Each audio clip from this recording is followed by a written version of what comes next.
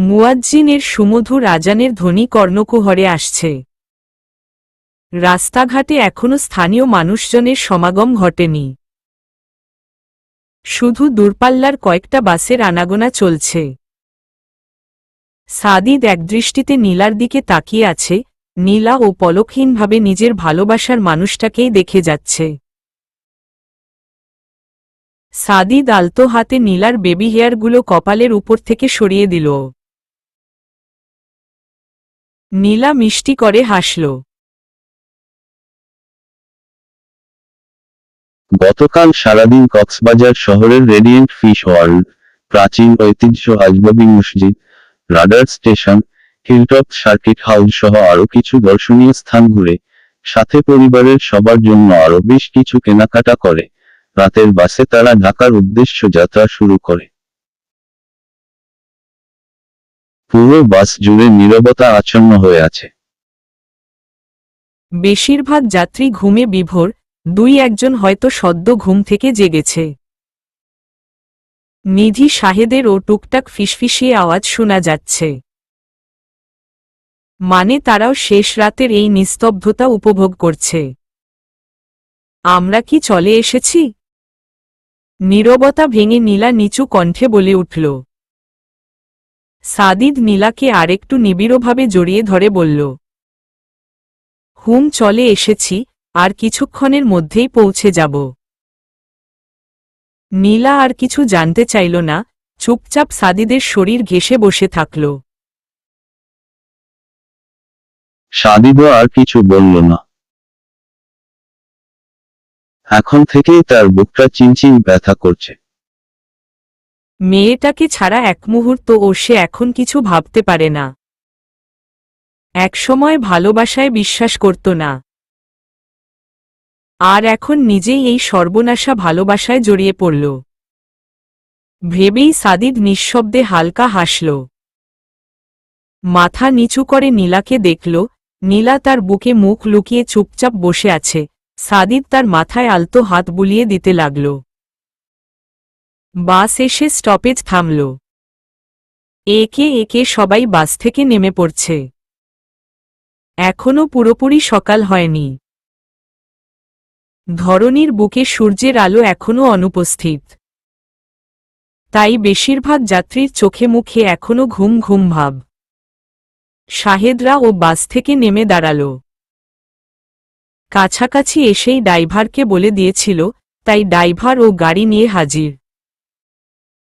টুটুল ভাই, আপনি ভাইয়ার গাড়িতে করে বাড়িতে চলে যান। আমি নীলাঞ্জনাকে বাসায় নামিয়ে দিয়ে আসছি। জি ছোট সাহেব। টুটুল ভাই, আপনাকে না কতদিন বলেছি আমাকে ছোট সাহেব ডাকবেন না। আমি আপনার অনেক ছোট, তাই নাম ধরে ডাকবেন। মাফ কইরেন ছোট না মানে সাদিদ বাবা। আসলে অভ্যাস হয়ে গেছে, ছাড়তে পারি না।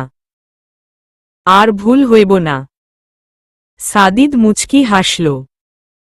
এই ব্যক্তির হবে না মানে গুনে গুনে আরো 1000 বার হবে। সাদিদ তাকে বলে বলে ক্লান্ত। কিন্তু সে ডেকে ডেকে ক্লান্ত হয় না। নীলা, আমাদের সাথে আসলে কি হতো? এত সকালে মিরপুরে যেতে হবে? হ্যাঁ পিচ্চু, এত সকালে যাওয়ার কি আছে? আমাদের সাথে গেলে ভালো হয়। চল না আমাদের সাথে। না জিজু, আজকে যাব না। আরেকদিন সময় নিয়ে আসব। আজকে বাসায় যাই, আপনিও নেই আমিও নেই। আব্বু আম্মুর একেবারে ভালো লাগছে না। এইটা বলেই তো ছাড়া পেয়ে যাচ্ছ শালিকা সাহেবা। এখানে আর কিছু বলতেও পারছি না। আম্মু আব্বুকে নিয়ে তাহলে সময় করে চলে আসবে। আমি এবং তোমার বোন অপেক্ষায় থাকব। নীলা মুচকি হাসল। নিধিকে জড়িয়ে ধরে কিছুক্ষণ চুপ করে থাকল সে। ইচ্ছে করলেই এখন আর বোনকে নিজের সাথে নিয়ে যেতে পারবে না। তার যে এখন নিজস্ব সংসার হয়েছে, আর ওইটাই তার কাছে এখন সর্বপ্রথম। হাজারো দায়িত্ব আর দায়বদ্ধতা আছে সেখানে। কিন্তু তারপরও নীলা খুশি। কেননা হাজার খুঁজলে ও শাহেদ এবং তাদের মতো পরিবার পাওয়া মুশকিল। হাসিমুখে নিধিকে ছেড়ে দাঁড়াতেই নিধি নীলার 2 গালে চুমু খেল। নিজের খেয়াল রাখিস পিচ্চু, আর আব্বু আম্মুরও খেয়াল রাখিস। তুমিও নিজের খেয়াল রেখো। নীলা তাদের থেকে বিদায় নিয়ে গাড়িতে উঠে বসল। সাদিদ গাড়ি স্টার্ট দিয়ে গতিবিধি মেনে মিরপুরের দিকে ডাইভ করে যাচ্ছে। নীলা কিছুটা বিষণ্ণ মন নিয়ে অন্ধকারাচ্ছন্ন রাস্তার দিকে তাকিয়ে আছে। সাদিদ প্রথম থেকেই নীলাকে খেয়াল করে গেছে, এবং নীলার মন খারাপের কারণটাও সাদিদের অজানা নই। সাদিদ নীলার ডানহাতটা সাদিদের হাতের মুঠোয় নিল। নীলা এবার জানালার বাহির থেকে দৃষ্টি ঘুরিয়ে সাদিদের দিকে তাকাল। সাদিদ মুখে মিষ্টি হাসি নিয়ে নীলার দিকে তাকিয়ে আছে। নীলা সাদিদের আরেকটু কাছে এগিয়ে তার কাঁধে মাথা রাখল। সাদিদ এক হাতে নীলাকে জড়িয়ে ডাইভ করতে লাগল। পাখি কিছু খাবে? না, অল্প কিছু। খিদে নেয় আমার। শুধু খিদে নিবারণ করতে মানুষ আহার গ্রহণ করে, এটা তোমাকে কে বলেছে? কেউ বলতে হবে কেন? এইটাই তো কারণ। ও একেবারে মিথ্যা। মাঝে মধ্যে মন ভালো করতেও মানুষ এইটা সেইটা খায়। যেমন এখন আমার পাখি খাবে। এই একদম না, আমার মোটেও খিদে নেই। এখন আমি কিছু খাবো না। কে শুনে কার কথা? সাদিদ কার ব্রেক করে নীলাকে আর কিছু বলার সুযোগ না দিয়েই গাড়ি থেকে নেমে গেল। কিছুক্ষণ পর ওয়ান টাইম ইউজর 2টা কাপে কফি নিয়ে ফিরে আসলো। নাও। আমি তো বলেছিলাম আমার কিছু লাগবে না। কে বলেছে আমি তোমার জন্য এনেছি? মোটেও এমন ভুল চিন্তা ভাবনায় থাকবে না। আচ্ছা, তাহলে কার জন্য এনেছেন শুনি। আমি এনেছি আমার ব্যক্তিগত প্রাণপাখির জন্য। তুমি কি আমার ব্যক্তিগত পাখি? বলেই সাদিদ ভ্রু নাচাল। নীলা মাথা নিচু করে হেসে দিল। এই ছেলেটার সামনে মন খারাপ করেও থাকা যায় না। এইটা সেইটা বলে মন ভালো করে ছাড়বেই। সাদিদ নীলার মুখে হাসি দেখে নিজের অজান্তে সেও হাসল। এই মেয়েটার বিন্দুমায় কষ্ট ও সাদিদ সহ্য করতে পারে না। নীলার মুখের এই হাসিটুকুই সাদিদ সবসময় দেখতে চাই। কান্না, বিষণ্ণতা কোনো কিছুই নীলার আশেপাশে আসতে দিতে রাজি নই সে। দেখি পাখি, তোমার কফিটা দাও তো। আমারটা মনে হয় উইথাউট সুগার দিয়ে দিয়েছে। একেবারে পানসে লাগছে। নীলা কিছু বুঝে ওঠার আগেই সাদিদ তার হাত থেকে কফির মগটা ছিনিয়ে নিল। নীলার কাপে চুমুক দিয়েই চোখগুলো বন্ধ করে ফেলল সে। নীলা শুধু ফ্যালফ্যাল করে সাদিদের কর্মকাণ্ড দেখে যাচ্ছে। এক কথায় সব তার মাথার উপর দিয়ে যাচ্ছে। সাদিদ চোখ বন্ধ করেই কাপে আরেকটা চুমুক দিল। প্রশান্তির শ্বাস টেনে বলল, পাখি, তোমার কফিটা অনেক মজা হয়েছে। আমারটা ভালো লাগছে না। আমি বরং তোমার কফিটুকু খাচ্ছি, তুমি চাইলে আমারটা খেতে পারো। নীলা ভ্রু কুঁচকে সাদিদের অস্বাভাবিক কর্মকাণ্ড দেখছে। মনে মনে ভাবল, এই ছেলেটা কি পরিমাণ খারাপ। নিজের খারাপ কফিটা আমাকে দিয়ে আমার ভালো কফিটা কি তৃপ্তি নিয়ে খাচ্ছে। বিরক্তমাখা মুখ নিয়েই সাদিদের কফিটায় চুমুক দিল নীলা। এ কি? এত বড় মিথ্যাবাদী। নীলা আগের কাপটায়ও এক চুমুক দিয়েছিল, যার কারণে এখন এক চুমুক দিয়েই টেস্ট বুঝতে পেরেছে। এইটা আর আগেরটার টেস্ট সেইম, কোনো 19-20 নেই। আর তাছাড়া ফিল্টার কফি তো সব একরকমই হবে। সাদিদ তাকে মিথ্যা বলেছে কেন? আপনি আমাকে মিথ্যা বলেছেন কেন? কি মিথ্যা বলেছি? আপনার কফিটায় চিনি ছিল না, আমারটাই আছে। মিথ্যা কোথায় বললাম? আমি তো সত্য বললাম। ওই কফিটায় আসলেই মিষ্টি ছিল না। আপনি একটা মিথ্যুক, 2টা কফি সেইম। কোনো বেশি মিষ্টি কম মিষ্টি নেই। আমার কফি আমাকে ফিরতে দিন। সাদিদ নীলার কথাকে সম্পূর্ণ উপেক্ষা করে এক চুমুকে বাকি কফিটা শেষ করে ফেলল। তারপর নীলার কাছাকাছি গিয়ে দাঁড়িয়ে কিছুক্ষণ একদৃষ্টিতে তার মুখের দিকে তাকিয়ে থাকল। নীলা কুচকানো ভ্রু আরও খানিকটা কুচকে সাদিদের দিকে তাকাল। এই ছেলের ভাবভঙ্গি কিছুই নীলা বুঝতে পারছে না। সাদিদ আচমকা নীলার হাতের এই কাপটা ছু মেরে নিয়ে নিল। নীলা এবারও হতবিহ্বল দৃষ্টিতে কেবল ড্যাবড্যাব করে তাকিয়ে থাকল সাদিদের দিকে। নীলার মনে হচ্ছে সে এবং সাদিদ ছিনিয়ে নেওয়া টাইপের কোনো খেলা খেলছে এবং বারবার সাদিদ কাপ ছিনিয়ে নিয়ে বিজয়ের উল্লাস করছে। সাদিদ কাপে এক চুমুক দিয়ে মৃদু হাসল। অন্য হাতে নীলার কোমর পেঁচিয়ে তাকে কাছে টেনে আনল। নীলা এখনো শব্দহীনভাবে দাঁড়িয়ে আছে। সাদিদ নীলার চোখে পূর্ণ দৃষ্টি রেখে মোহনীয় স্বরে বলল, এখন এই কফিটাও মিষ্টি লাগছে। এতক্ষণের পানসে ভাবটা তোমার মিষ্টি ঠোঁটের স্পর্শে এসে মিষ্টিতে পরিণত হয়েছে। নীলা সাদিদের কথার অর্থ বুঝতে পেরে দৃষ্টি নামিয়ে নিল। সাদিদ নীলার চিবুক স্পর্শ করে মুখটা উঁচু করে ধরল। নীলার চোখে মুখে লজ্জার আবরণ। চোখের পাতা, ঠোঁটগুলো বারবার কেঁপে কেঁপে উঠছে। সাদিদ আরেকটু নীলার মুখোমুখি হয়ে দাঁড়াল। সাদিদের তপ্ত নিঃশ্বাস এবার নীলার চোখে মুখে এসে লাগছে। কি আছে এই ঠোঁটে যার স্পর্শে এসে সবকিছু মিষ্টি হতে বাধ্য হয়?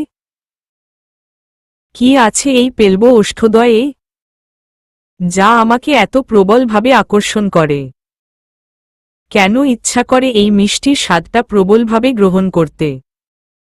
কেন ইচ্ছা করে এই ঠোঁটে নিজেকে হারিয়ে ফেলতে? বলতে পারবে প্রাণপাখি? নীলা সাদিদকে ছাড়িয়ে কয়েক কদম পিছিয়ে গিয়ে দাঁড়াল। এই ছেলের কথার বান বিষের বানকে ও হার মানাবে। কি সাংঘাতিক! পুরো শরীর কেমন শিরশিরানি দিয়ে উঠছে নীলার। সাদিদ পিছন থেকে বেশ স্বাভাবিক স্বরে বলে উঠল, একটু অপেক্ষা করো পাখি, এই কফিটাও আমি খাবো, তোমার জন্য নতুন একটা নিয়ে আসছি। বলেই সাদিদ কফি আনতে চলে গেল। হাতে তার এখনো নীলা রাত খাওয়া কফিটা বিদ্যমান। বেশ বেলা হয়েছে, প্রায় মধ্যে দুপুর বললেও ভুল হবে না। সকালে বাসায় ফিরে ফ্রেশ হয়ে যে নিধি ঘুম দিয়েছিল, সবেমায় ঘুম ভেঙেছে তার। নতুন বউ হয়ে এতক্ষণ যাবৎ ঘুমিয়েছে ভাবতেই নিধির অপরাধবোধে কোণঠাসা হয়ে যাবার অবস্থা হচ্ছে। কিন্তু সে ও বা কি করবে? এই কয়েকটা দিন শাহেদের যন্ত্রণায় রাতে একেবারেই ঘুমাতে পারেনি সে। আর সকাল সকাল সবাই মিলে ঘুরে বেড়াতে হয়েছে। আজ এতদিন পর বিছানায় ঘা লাগাতেই মনে হল কতকাল অবধি ঘুমায়নি সে। নিধি বিছানা ছাড়তে গেলেই খবর হল কেউ তাকে শক্ত করে জড়িয়ে আছে। নিধি মাথা নিচু করল। শাহেদ তার বুকে মাথা দিয়ে বেঘোরে ঘুমাচ্ছে। সাথে তার 2 হাত দিয়ে নিধিকে জড়িয়ে ধরে আছে। নিধি নিঃশব্দে মৃদু হাসল। শাহেদের চুলে আলতো হাত বুলিয়ে দিতে দিতে নিচু স্বরে ডাকল, এই যে শুনছেন। ছাড়ুন আমাকে, নিচে যেতে হবে। এই যে ছাড়ুন না। মা একা একা সব করছে। ঈশস বউ আরেকটু ঘুমোতে দাও। মনে হচ্ছে কতদিন ধরে ঘুমায় না। সাহেব ঘুম ঘুম কণ্ঠে জোরানো গলায় বলে উঠল। নিধি আবার ও হাসল। শাহেদের মাথায় হাত বুলাতে বুলাতেই বলল, আচ্ছা আপনি ঘুমান, আপনাকে না করেছে কে? আমাকে তো ছাড়ুন, অনেক বেলা হয়েছে। ও তোমার শরীরের উষ্ণতা না পেলে আমার ঘুম হয় না। তাই চুপচাপ আমাকে ঘুমাতে দাও। হসপিটালে কখন যাবেন? ইচ্ছে তো করছে আর না যায়। সেই পেশেন্ট দেখতে দেখতে একসময় নিজেকেও পেশেন্ট মনে হয়। এত চাপ নেওয়ার কি আছে? প্রাইভেটে পেশেন্ট না দেখলেই তো হয়। এখন থেকে তাড়াতাড়ি বাসায় আসবেন আর পেশেন্টও কমিয়ে দেখবেন। আচ্ছা তা আমি একা একা বাসায় বসে কি করব শুনি? তুমি কি বাসায় থাকবে? আমি তো বিকেলের আগেই চলে আসব। আর তাছাড়া আপনাকে তো বলেছি, যখন বেশি ব্যস্ত হয়ে পড়ব তখন আর জব কন্টিনিউ করব না। শাহেদের বেশ ভালো করেই মনে আছে নিধির কথা। তারপর নিধিকে জ্বালাতে বলে উঠল, কি যেন বলেছিলে? আমার ঠিক মনে হচ্ছে না। এত তাড়াতাড়ি ভুলে গেলেন? আরে আপনাকে বলছিলাম না আমাদের বেবি। নিধি থেমে গেল। শাহেদ হাসছে। সে যে ইচ্ছা করে নিধিকে দিয়ে বেবির কথা বলিয়েছে নিধির আর বুঝার বাকি নেই। প্রসঙ্গ, আপনি কি বাচ্চা হলেন? এমন করছেন কি জন্য? এত সময় অবধি রুমে থাকলে সবাই খারাপ ভাববে। তোমাকে কে বলেছে এসব বাজে কথা? কেউ কিছু ভাববে না। বরং গিয়ে দেখো সবাই খুশি হচ্ছে। নিধি কিছুটা অবাক চোখে শাহেদের দিকে তাকাল। কথাটা ঠিক বোধগম্য হল না তার কাছে।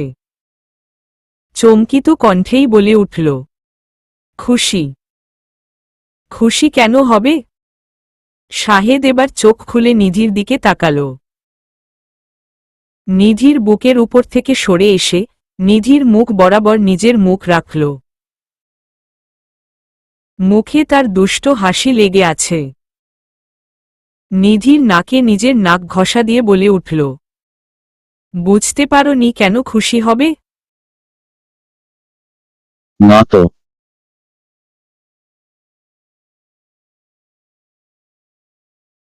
শাহেদ নিচের ঠোঁট কামড়ে হাসল। মুখটা নিধির কানের কাছে নিয়ে গিয়ে ফিসফিসিয়ে বলল, মানে হানিমুনের রেজাল্ট অতি শীঘ্রই আসতে চলেছে। নিধি এবার লজ্জায় অন্যদিকে মুখ ঘুরাল। সাহেব নিধির লজ্জামাখা মুখটা দেখে মৃদু হাসল। নিধিকে আরো খানিকটা লজ্জায় ফেলতে ঠোঁটে দুষ্ট হাসিয়ে ঝুলিয়ে বলল, এখনো এত লজ্জা? আমি তো ভেবেছিলাম এতদিনে সব লজ্জা ভেঙে দিয়েছি। এখন তো মনে হচ্ছে হানিমুনের সময়টা আরো দীর্ঘ হওয়া উচিত ছিল। কি বলো, আবার সেকেন্ড হানিমুনে যাব নাকি? এইবার সব লজ্জা ভেঙেই ছাড়ব। নিধি শাহেদের লাগামহীন কথাবার্তায় লজ্জায় কুকড়ে গিয়ে ব্ল্যাঙ্কেটের নিচে মুখ ঢেকে ফেলল। অপরদিকে শাহেদ হাসিতে ফেটে যাচ্ছে। নিধিকে আরো লজ্জায় ফেলতে বলে উঠল, এই বউ বললে না যে সেকেন্ড হানিমুনে কোথায় যাবে? আপনি চুপ করবেন? বাজে লোক একটা। এখানে বাজের কি দেখলা? বিয়ে করেছি হানিমুন করব না? আমার যে বাচ্চা কাচ্চা চাই। আপনি এত নির্লজ্জ কেন? মুখে কিছু আটকায় না আপনার? ছাড়ুন আমাকে, নিচে যাব আমি। শাহেদ নিধিকে বিছানায় চেপে ধরে নিধির মুখের দিকে তাকাল। নিধিও শাহেদের দিকে একদৃষ্টিতে তাকিয়ে আছে। শাহেদ নিধির গালে হাত রেখে বলল, আমার অন্ধকার জীবনে আলো হয়ে এসেছ তুমি। আমার ছোট্ট ঘরটাকে পরিপূর্ণ করেছ তুমি। এবার আমাদের অংশ দিয়ে এই নিস্তব্ধ বাড়িটাকেও পরিপূর্ণ করা দরকার বউ। বলেই শাহেদ মুচকি হাসল। নিধি লজ্জা পেয়ে সাথে সাথেই মাথা নিচু করল। লোকটা বরাবরই ঠোঁটকাটা স্বভাবের। নিধিকে লজ্জায় ফেলতে সবসময় প্রস্তুত থাকে। মধ্য দুপুরের কাঠফাটা সূর্যের আলো এসে নীলার চোখে মুখে পড়ছে। এমন সুন্দর একটা ঘুমে বিঘ্ন ঘটায় মুহূর্তেই নীলার চোখমুখ কুঁচকে এলো। একরাশ বিরক্তি নিয়ে বালিশের নিচে মাথা দিয়ে আবার ঘুমিয়ে পড়ল সে। কিন্তু দুর্ভাগ্যবশত নীলার ঘুম বেশিক্ষণ স্থায়ী হয়নি। ফোনের অসহ্য আওয়াজটা থামার নামগন্ধ নেই। একটানা বেজেই চলেছে। নীলা ঘুম ঘুরিম চোখেই হাতড়ে বিছানার পাশের ছোট্ট টেবিলের উপর থেকে ফোনটা হাতে নিল। চোখ না খুলেই ফোন কানে দিয়ে বলল, who are you? I'm not Neela. Neela is not here. বলেই ফোন কান থেকে নামিয়ে আবার ঘুম দিল। কিন্তু তারপর ও শান্তি নেই। অসহ্যকর ফোনটা আবার বেজে যাচ্ছে। নীলা মনে মনে ঠিক করল এবার ফোনকারী ব্যক্তিকে কয়েকটা চরম লেবেলের নিকৃষ্ট গালি দিবে সে।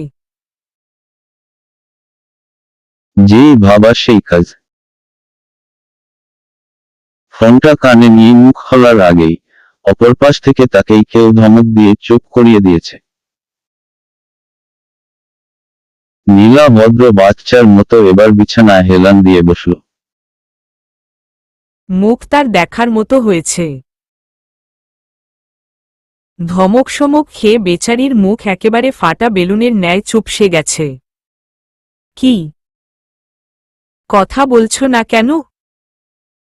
আমি তোমাকে কি বলেছিলাম? একটা থাপ্পড় দিয়ে সব দাঁত ফেলে দিব তোমার। বেয়াদব মেয়ে একটা কথা কানে যায় না? Answer me dammit. সাদিদের চিৎকারে নীলা এবার কেঁপে উঠল, গাল বেয়ে বিরামহীন ধারায় পড়তে লাগল কষ্টের নোনা জল। ধরা গলায় বলল, আমার অনেক ঘুঘুম পেয়েছিল। সাদিদ ফোনের অপর পাশ থেকেই বুঝতে পারল নীলা কান্না করছে। ফোনটা কান থেকে নামিয়ে দুই হাতে মাথার চুল টেনে ধরল। সে নীলার সাথে কখনোই রাগ দেখাতে চায় না, কিন্তু সে বাকি করবে। মেয়েটা নিজের প্রতি এত উদাসীন কেন? সাদিদ কিভাবে বুঝাবে তাকে এই পাখিটাকে ছাড়া সে বাঁচতে পারবে না? কেন নিজের প্রতি খেয়াল রাখে না সে? সাদিদ বার কয়েক জোরে শ্বাস টেনে নিজের রাগ কমাতে চেষ্টা করল। ফোন আবার কানে দিতেই অপর পাশ থেকে নীলার কান্না আটকানোর জন্য বৃথা চেষ্টা বুঝতে পারল। সাদিদ কানে ফোন নিয়েই বালিশে মাথা রাখল। কয়েক মুহূর্ত চুপ থেকে হঠাৎ করেই বলে উঠল, প্রাণপাখি। ব্যাস, নীলা এতক্ষণ যতটুকু নিজেকে সামলে নেওয়ার চেষ্টা করেছিল, এখন সাদিদের এমন মায়াভরা ডাকে মুহূর্তেই গলে গেল। ফোন কানে নিয়েই ডুকরে কান্না শুরু করল। সাদিদ মুচকি হেসে দুষ্টমি স্বরে বলল, তুমি জানো, যখন তুমি কান্না করো তখন তোমাকে একদম পাকা টমেটো মনে হয়। গাল লাল, নাক লাল, ঠোঁটও লাল। ইউ নো না how much I love tomatoes. এমন করে কান্না করলে কিন্তু আমি তোমাকে একদম কামড়ে কুটকুট করে খেয়ে ফেলব। নীলার কান্না এবার থেমে গেল।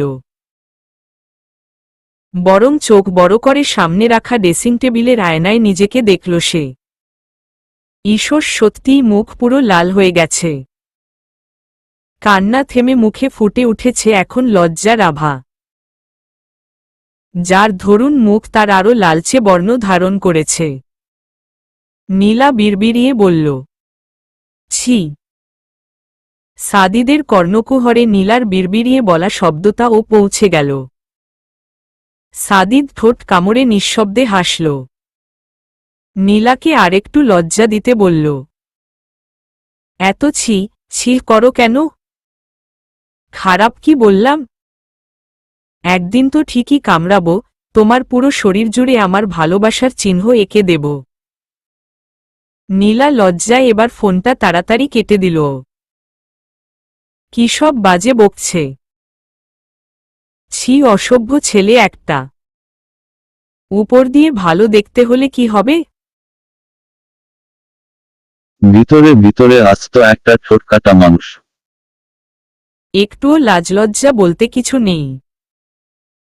নীলা মনে মনেই সাদিদের গোষ্ঠী উদ্ধার করছিল, হঠাৎ করেই নীলার ফোনে মেসেজ টুন বেজে উঠল। ফোনটা হাতে নিতেই স্ক্রিনে ভেসে উঠল খুব পরিচিত নামটা। নীলা ইনবক্সে গিয়ে মেসেজটা চেক করতেই জোরে হেসে দিল। হাসতে হাসতেই মেসেজটা আবার পড়ল সে। সকালে কথা ছিল নাস্তা খেয়ে আমাকে জানাবে, কিন্তু না খেয়ে নাক ডেকে ঘুমিয়েছ।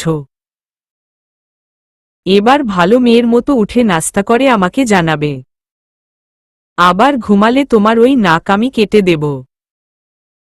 আর হ্যাঁ, ভুলেও ভেবো না আমি তোমাকে ছেড়ে দিয়েছি। নো নেভার, সাদিদ কাউকে ছেড়ে দেয় না। সো তোমাকেও ছাড়ছি না। সময়মতো তোমার অপরাধের শাস্তি ঠিক তোমার দরবারে পৌঁছে যাবে।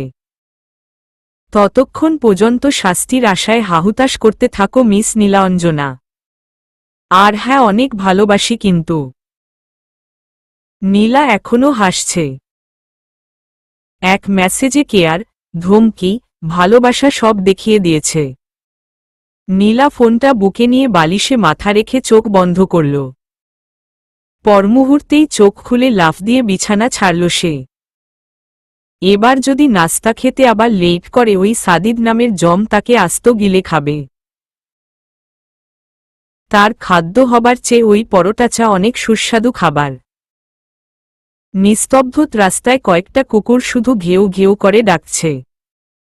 মাঝে মধ্যে দুই একটা রিকশা সাইড কেটে চলে যাচ্ছে। পথচারীদের আনাগোনা একেবারে নেই বললেই চলে। থাকবেই বা কি করে? রাত কি আর কম হয়েছে? না হলেও ঘড়িতে 12টা নতুবা 12:30 তো নিশ্চয়ই বাজছে। এমন একটা সময়ে সাদিদ নীলাদের বাসার সামনে দাঁড়িয়ে আছে। অস্থিরতা নিয়ে বাসা থেকে আসাতে জ্যাকেট নিতে ও ভুলে গেছে। পরনে কেবল পাতলা একটা ব্ল্যাক কালারের টি শার্ট তার। রাত বেশ হয়েছে বিধায় হালকা শীত শীতও করছে এখন। সাদিদ দুই হাত দিয়ে নিজের বাহু ঘষছে। এত রাতে কি নীলাদের বাসায় যাওয়া ঠিক হবে? নিধি তাদের সম্পর্কে জানলেও পরিবারের বাকি সব সদস্য এখনও তাদের সম্পর্কের ব্যাপারে অবগত নই। তাই এই সময়ে সাদিদ নিয়ে তাদের বাড়িতে উপস্থিত হলে বিষয়টা নিঃসন্দেহে খারাপ দেখা যায়। তাই সবকিছু বিবেচনা করে পুরনো পদ্ধতি অবলম্বন করল সে। বারান্দায় একটা আওয়াজ হওয়াতে নীলার সদ্য মিষ্টি ঘুমটা ভেঙে গেল। সারাদিন পড়ে পড়ে ঘুমিয়েছে বিধায় এখনো জেগেছিল সে। খটখট করে আবার আওয়াজ হল। কিসের আওয়াজ এটা? নীলা বিছানা ছেড়ে নেমে ঘুম ঘুম চোখে দরজা খুলতেই কপালে টুকা খেল। বারান্দায় অবস্থিত ব্যক্তি দরজা খুলতে টুকা দিতে যাচ্ছিল, ঠিক তখনই নীলা এসে দরজা খুলেছে। এবং দুর্ভাগ্যবশত তার কপালেই টুকাটা পড়ে। নীলা কপাল ঘষে ভালো করে সামনে তাকিয়েই তার চোখ ছানাবড়া। সামনের মানুষকে দেখে নীলা চিৎকার করতে গেল, তখনই সাদিদ তাড়াতাড়ি নীলার মুখ চেপে ধরে। নীলা হাত ছাড়ানোর জন্য শব্দ করে যাচ্ছে। বেবি ইট শমি। এভাবে চেঁচাও কেন? নীলা শব্দ করে মুখ থেকে হাত সরাতে বলছে। সাদিদ বুঝতে পেরে হাত সরিয়ে ফেলে। মুখের উপর থেকে সাদিদের হাত ছাড়া পেতেই নীলা চিল্লিয়ে ওঠে। আপনি? নীলা জোরে আওয়াজ করতেই সাদিদ আবার তার মুখ চেপে ধরে। পাখি ডোন্ট শাউট। সবাই জেগে এখানে চলে আসবে। নীলা এবার কণ্ঠের স্বর নিচু করে বলল, আপনি এত রাতে এখানে কি করেন? আমার পাখিটাকে দেখতে এলাম। তাই বলে এত রাতে? আপনিও না, ফোন দিলেই তো পারতেন। ফোনে তো একটু আগেই কথা হলো। না দেখে থাকতে পারছিলাম না, তাই সামনে থেকে সরাসরি দেখতে চলে এসেছি। এখন শ্বাসটা ভালোভাবে নিতে পারছি। এতক্ষণ দমবন্ধকর অবস্থা ছিল। নীলা মাথা নিচু করে হাসল। হঠাৎ কিছু মনে হতেই সে সাদিদকে পাশ কাটিয়ে দৌড়ে বারান্দায় আসল। উপর থেকে নিচে তাকাতেই তার মাথা চক্কর দিয়ে উঠল। ভয়ার্ত কণ্ঠে সাদিদের উদ্দেশ্য বলল, আপনি এখানে কিভাবে এলেন? সাদিদ মাথা চুলকে ঠোঁট কামড়ে হাসল। তারপর নীলার দিকে তাকিয়ে বলল, যেভাবে আসার কথা ওইভাবেই তো এলাম। প্লিজ হেয়ালি না করে সরাসরি বলেন এত উপরে আপনি কি করে এসেছেন? আসলে অনেক রাত হয়েছে, তাই আন্টি আঙ্কেল কি ভাববে, এই জন্য কলিং বেল বাজায়নি। নীলা চোখ ছোট ছোট করে ভ্রু কুঁচকে সাদিদের দিকে তাকাল।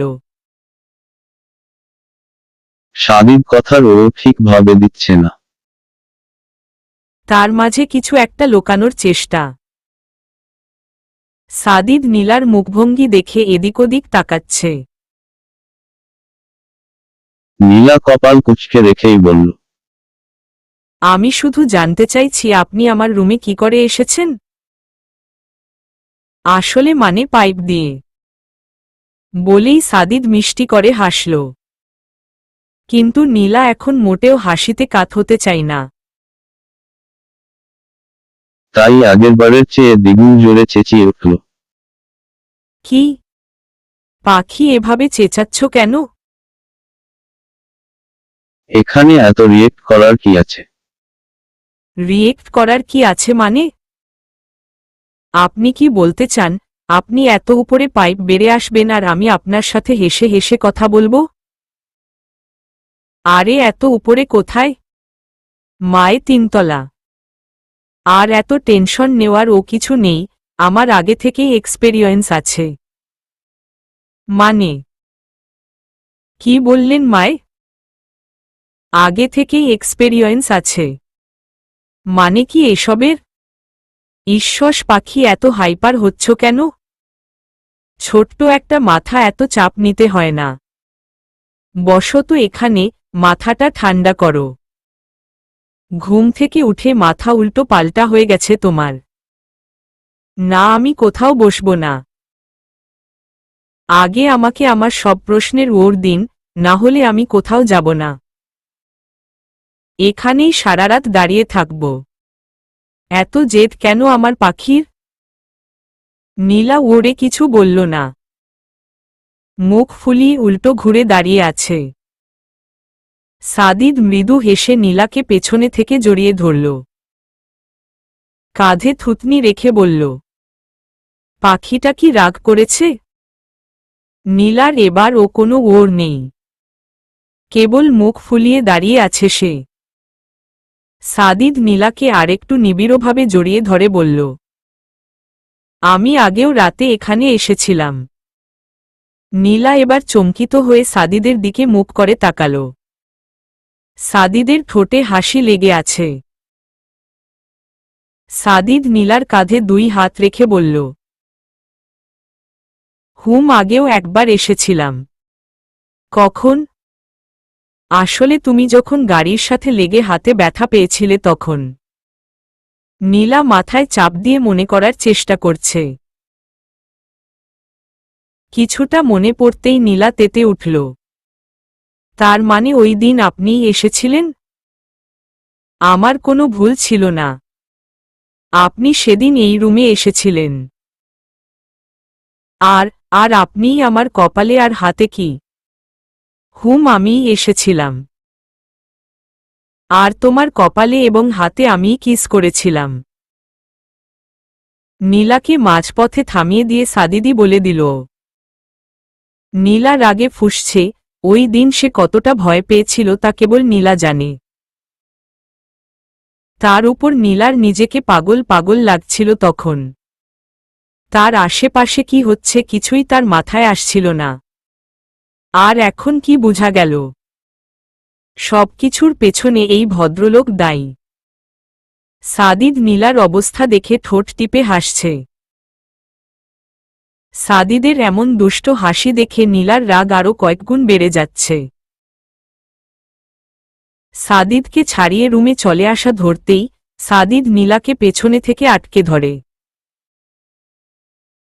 নীলার পেট জড়িয়ে তাকে নিজের সাথে মিশিয়ে নেই। নীলা সাদিদকে ছাড়ানোর চেষ্টা চালিয়ে যাচ্ছে, কিন্তু নীলা শরীরের সবশক্তি লাগিয়ে সাদিদের থেকে ছুটতে চাইছে। সাদিদ নীলাকে থামানোর চেষ্টা করে যাচ্ছে, যখন দেখল নীলার থামাথামির নাম নেই তখন করে বসল এক অদ্ভুত কাণ্ড। নীলার খোলা চুল একপাশে করে সাদিদ নীলার ঘাড়ে মুখ ডুবায়। নীলার পেটের উপর রাখা হাতটা টি শার্টের নিচ দিয়ে নিয়ে খালি উন্মুক্ত পেটে হালকা চেপে ধরে। নীলার শরীর ঝাঁকি দিয়ে উঠল। উন্মুক্ত পেটে পুরুষের হঠাৎ এমন উষ্ণ স্পর্শে নীলার সমস্ত শরীর জুড়ে শিহরণ বয়েছে। নীলার শ্বাস ঘন হয়ে আসছে। নীরবতায় আচ্ছন্ন রাতে সাদিদ নীলার ঘন নিঃশ্বাসের আওয়াজ স্পষ্ট শুনতে পারছে, যা সাদিদকে আরও পাগল করে দিচ্ছে। সাদিদও ক্রমশ নিজের উপর নিয়ন্ত্রণ হারিয়ে ফেলছে। এই মেয়েটার কাছাকাছি হলেই সাদিদ আর নিজের মধ্যে থাকতে পারে না। এক প্রকার নেশাগ্রস্ত মাতালের মতো হয়ে যায়, যার নেশা কেবল নীলা নামক মানবী দূর করতে পারবে। সাদিদ নীলার উন্মুক্ত মসৃণ পেটে নিজের হাত দিয়ে বিচরণ করে যাচ্ছে। নীলা আর পারছে না, তার দমবন্ধ হয়ে যাবার অবস্থা। রন্ধ্রে রন্ধ্রে শিহরণ হচ্ছে। শিরদাঁড়া দিয়ে শীতল হাওয়া বয়ে যাচ্ছে তার। সাদিদ আর নিজেকে ধরে রাখতে পারল না। নিজের উপর নিয়ন্ত্রণ হারিয়ে নীলাকে পাজাকোলে তুলে নিল সে। হাঁটা ধরল রুমের উদ্দেশ্য। রুমে নিয়ে এসে বিছানায় শুইয়ে দিল নীলাকে। তারপর নিজের শরীরের ভর ছেড়ে দিল নীলার উপর। নীলা চোখ বন্ধ করে ফেলেছে। এখন কি হতে যাচ্ছে সেটা নীলার মস্তিষ্ক জানান দিচ্ছে, কিন্তু এইটা বুঝতে পেরেও নীলা সাদিদকে আটকাতে পারছে না। সাদিদ নীলার কোমরে হাত দিয়ে আরেকটু জোরে চেপে ধরে গলায় ঠোঁট ছোল। নীলার উন্মুক্ত গলায়, কাঁধে সাদিদ নিজের ভালোবাসার স্পর্শ একের পর এক এঁকে যাচ্ছে। গাঢ় চুম্বন এসে নীলাতে আরও হারিয়ে যাচ্ছে। নীলার শরীরে ঝড় বয়েছে। সমগ্র দেহ কেঁপে কেঁপে উঠছে তার। নীলার কম্পনে সাদিদের আরও ঘোর লেগে গেল। সাদিদ নীলার ট্রিশার্টে হাত দিতেই নীলা চোখ খুলে তাকাল। দুইজনের দৃষ্টি একে অপরের চোখে, সেই চোখে আছে ভয়ঙ্কর এক নেশা, যে নেশার আগুনে পৃথিবীর সবকিছু জ্বালিয়ে দিতে পারে। সাদিদ টিশার্টটা উপরে তুলতে গেলেই নীলা সাদিদের হাত খামচে ধরল। অস্ফুট স্বরে বলতে লাগল, নোনা নোনা। কাঁধে জোরে ঝাঁকুনি লাগতেই নীলা হুড়মুড়িয়ে চোখ খুলে। সাদিদ অবাক দৃষ্টিতে নীলার মুখের দিকে তাকিয়ে আছে।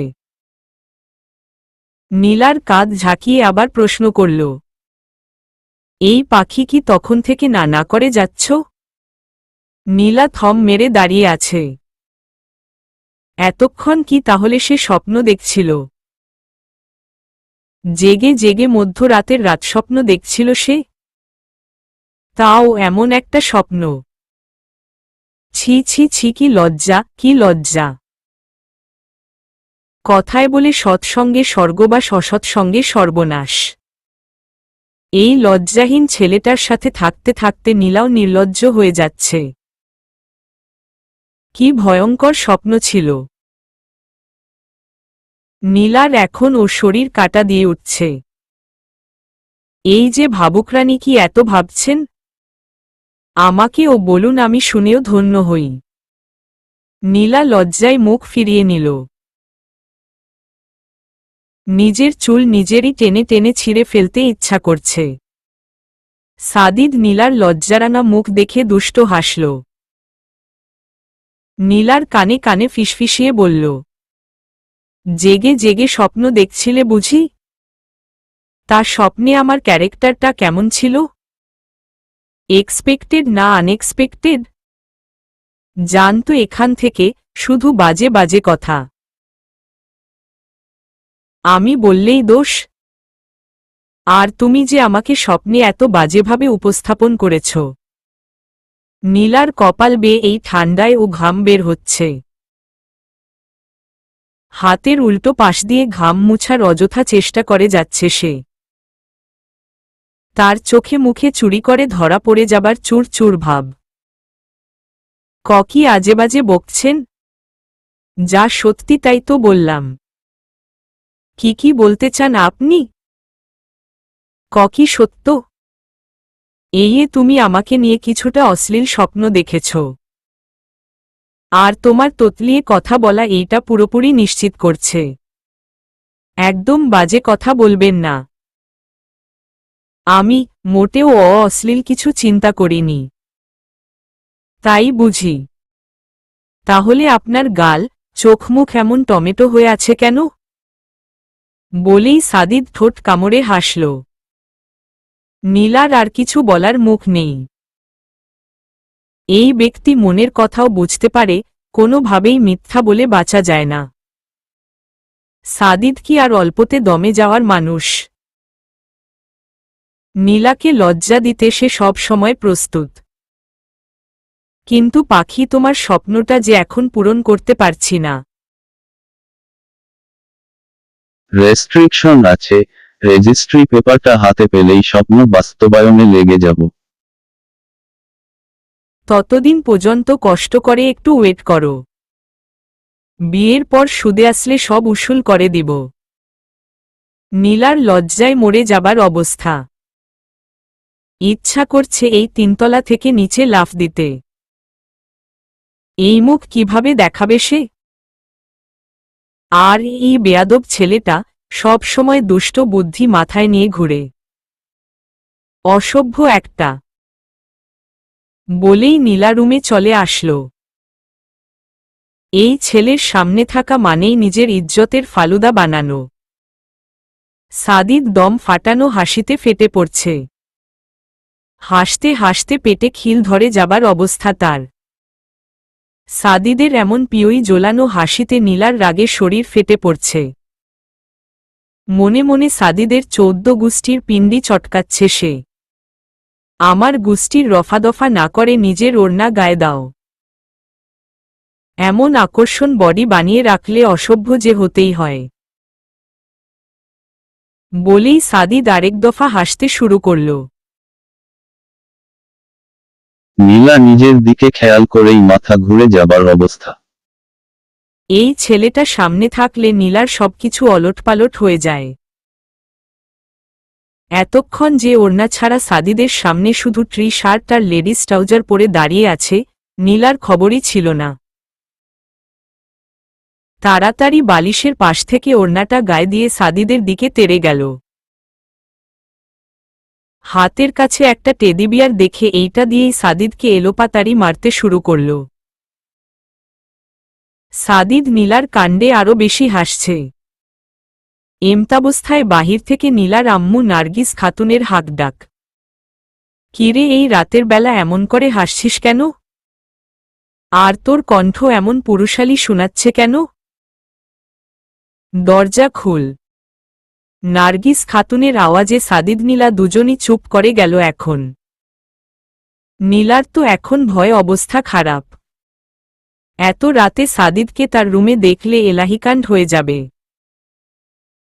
আম্মু তো এটাকফেটা করে ফেলতে পারে।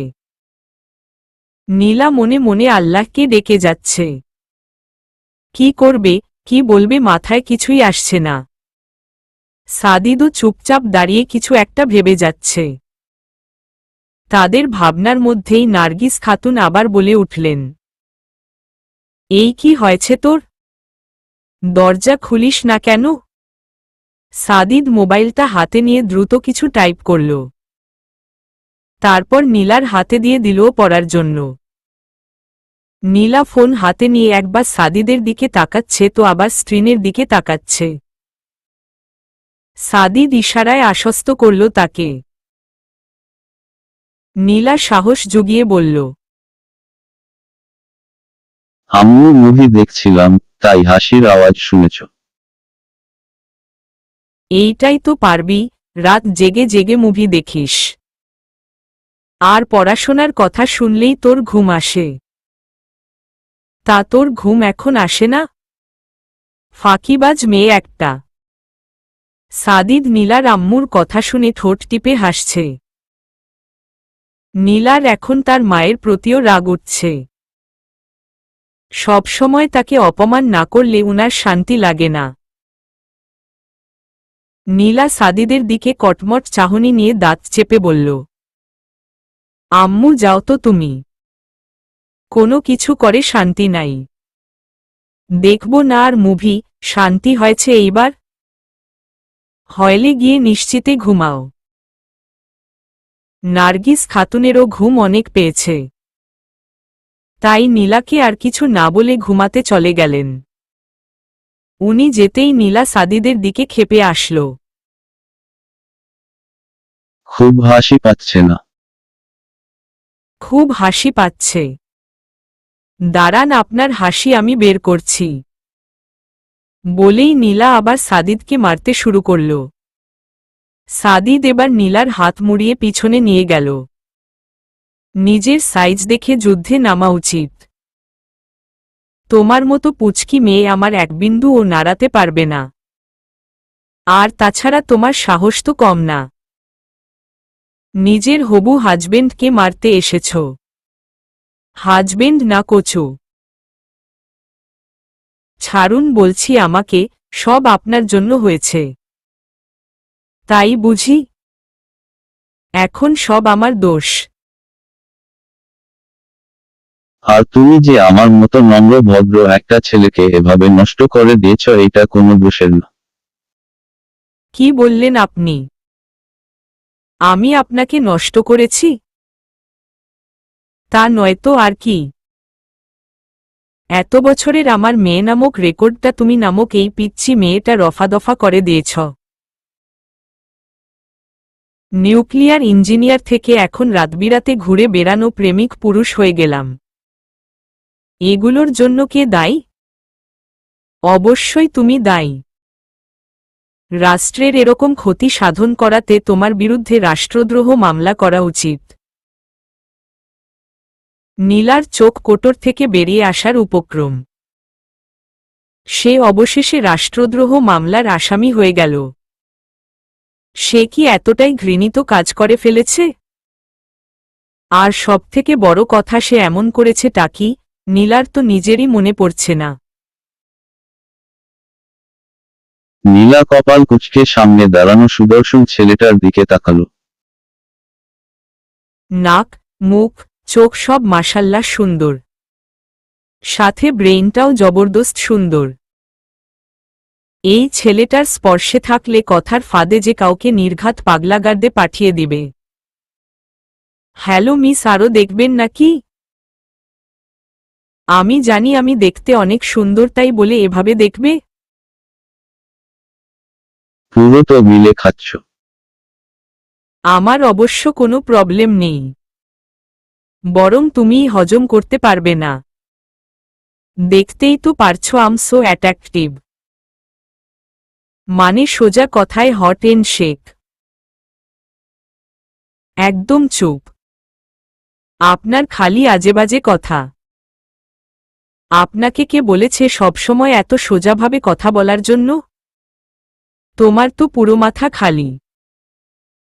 যাকে এক কথায় বলে এমটি, ব্রেইনটাকে বসিয়ে বসিয়ে জং ধরিয়ে ফেলেছ। তাই তো আমি ভালোভাবে বুঝিয়ে বলছি। আপনাকে এত ভালোভাবে আমাকে বুঝাতে হবে না। আপনার এত ভালো আমি হজম করতে পারি না। দেখলে বললামই তো তুমি হজম করতে পারবে না। বিকজ আমসো।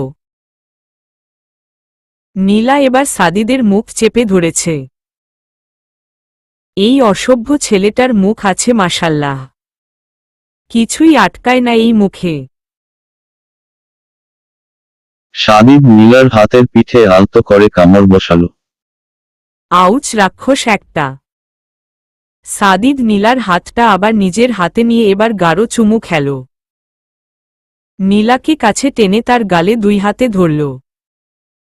নীলার দুই গালে, কপালে, চোখে গভীর চুমু এঁকে বলল, রাক্ষস, অসভ্য যায় বলো না কেন? সবটাই শুধু তোমার জন্য। এই সাদিদ শুধু তোমার জন্যই উন্মুক্ত পাখি। পৃথিবীর সবার চোখে আমি বিশাল কিছু হলেও তোমার জন্য সবসময় পাগলাটে প্রেমিকই থাকতে চাই, যার লোকসমাজ নিয়ে কোনো প্রকার মাথা ব্যথা থাকবে না, ভালোবাসায় কোনো কৃপণতা থাকবে না, থাকবে না তার প্রাণপাখির জন্য কোনরূপ ব্যস্ততার বহিঃপ্রকাশ। নীলা চোখে একরাশ মুগ্ধতা নিয়ে সাদিদের কথাগুলো শুনে যাচ্ছে। এই নরম তো এই গরম, এখন ঝাল তো এখন মিষ্টি। সাদিদ নামের এই রহস্যময় মানবকে নীলা সত্যিই বুঝতে পারে না। যখন মনে করে এই বুঝি জানার বুঝার সমাপ্তি ঘটেছে, তখনই এক নতুন রূপে সাদিদ নীলার সামনে এসে দাঁড়ায়। যাকে একবারে বুঝে ফেলবার অসাধ্য কাজটা নীলা কখনোই করতে পারে না। নীলা মিষ্টি হেসে বলল, তা মিস্টার ঘুমাবেন না? নাকি সারা রাত এখানেই দাঁড়িয়ে কাটানোর ইচ্ছা? একটা কথা বলি পাখি, আপনি আবার কবে থেকে পারমিশন নিয়ে কাজ করেন? অন্য সময় করি না, কিন্তু এখন যে কথাটা বলবো ওইটাতে তোমার পারমিশন নেওয়া প্রয়োজন। কি এমন কথা শুনি? আমি আজকের রাতটা তোমার সাথে কাটাতে চাই। সাদিদের কথা শুনে নীলার বিষম উঠে গেল। চোখে ইতিমধ্যে পানি এসে পড়েছে। সাদিদ নীলাকে ছেড়ে তাড়াতাড়ি বেড সাইড টেবিল থেকে পানি নিয়ে আসল। গ্লাসের পানিটা নীলাকে সাবধানে খাইয়ে দিল। নীলা এখন ঠিক হচ্ছে, কাশিও প্রায় থেমে গেছে। নীলা অবাক দৃষ্টিতে সাদিদের দিকে তাকাতেই সাদিদ ধমকিয়ে উঠল, এই জন্য বলি খাওয়া দাওয়া বেশি করে করো। না খেতে খেতে ব্রেইন পুরো ড্যামেজ হয়ে গেছে তোমার। পুরো মাথা আবর্জনায় ঠাসা। নীলা সাদিদের ধমকিকে বরাবরই ভয় পাই। এবার ও ধমকি খেয়ে চুপসে গিয়েছে সে। আমতা আমতা করে বলল, এখন আবার কি করেছি? কি করনি সেইটা বলো। এই ছোট্ট মাথাটায় এত উল্টা পাল্টা চিন্তা কিভাবে আসে? আমি বলেছি আমি তোমার সাথে আজকের রাতটা কাটাতে চাই। এখানে নেগেটিভ চিন্তা আসছে কেন? তুমি কি এখনো আমাকে বিশ্বাস করতে পারোনি? তোমার মনে হয় আমি তোমার সাথে ওই রকম কিছু করব? নীলা নিজের ভুল বুঝতে পেরে মাথা নিচু করল। সে হয়তোবা ভুল চিন্তা করেছে। সাদিদকে তো নীলা নিজের থেকেও বেশি বিশ্বাস করে। নীলার ক্ষতি হবে এমন কোনো কাজ সাদিদ স্বপ্নেও চিন্তা করতে পারে না।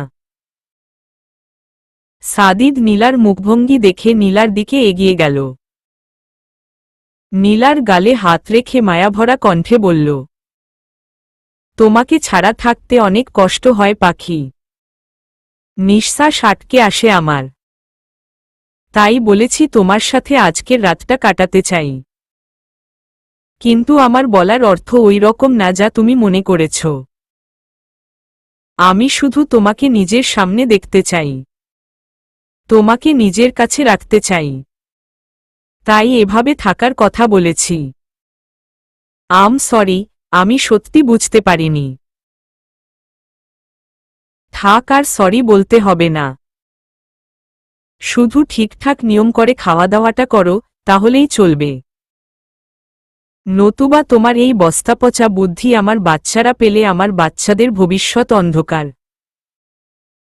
আপনাকে ভালো ভেবে 2 মিনিট পার করতে পারি না, আপনি একটা খারাপ কথা বলে ফেলেন।